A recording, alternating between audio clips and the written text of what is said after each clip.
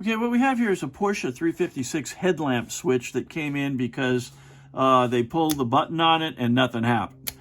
And we took this thing apart. It's re-riveted back together now with what we call swage grommets, which are basically hollow rivets.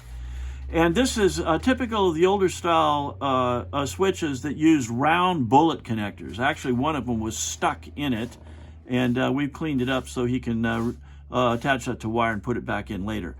All of these components, of course, we have power in, and then for the headlights out to a variety of different units, including the twist, which was very garbly before and messed up, that allows you to dim the dash lights. And we're going to demonstrate how it works here. First, when we took it apart, we discovered the reason it didn't work is because one of the tabs on the inside that the pull plunger contacts with when it's drawn out had overheated and fatigued. Now that contact looks something similar to this piece of copper right here, in that the as the plunger comes out, it makes contact with this portion of it. Because the rivet was loose after years of operation, it has started to arc in conductivity. It got the whole thing hot. It overheated. And because it was originally made of either phosphor bronze or beryllium bronze, which is springy, it lost its temper, just like I do sometimes. In any case, this now it stays bent wherever you bend it instead of being springy. This beryllium bronze is hard to come by in a piece that's the same shape as what we need to go inside here.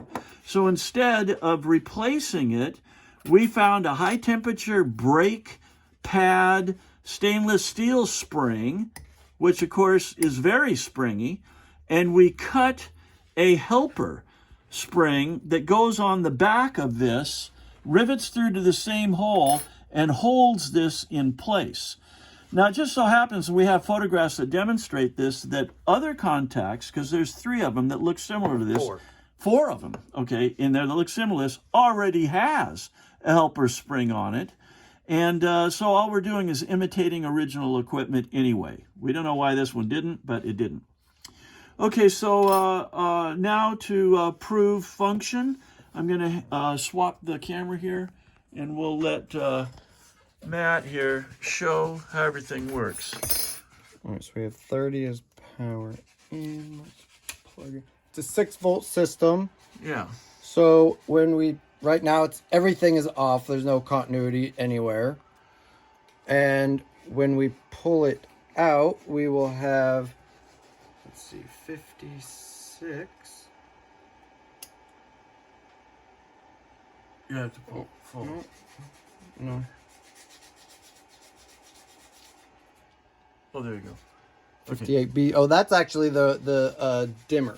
So I can make that dim by rotating. So, yeah, rotating the stem of the switch, we're getting it to bright and dim. So there's your dash lights. Okay. And by the way, the stem on that was rotating was corroded and had debris in it and a bunch of, it's all clean now. Everything works right.